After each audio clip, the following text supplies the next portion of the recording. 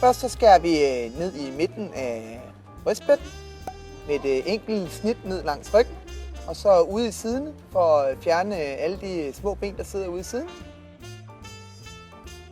Og her vil vi så skulle tage fisken fra midten og ud til siden for ikke at få de små ben med.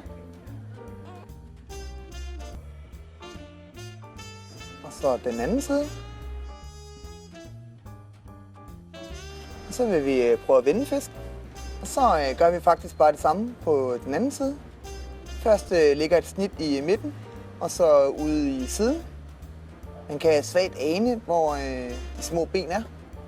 Og så er fileten klar til at løfte af.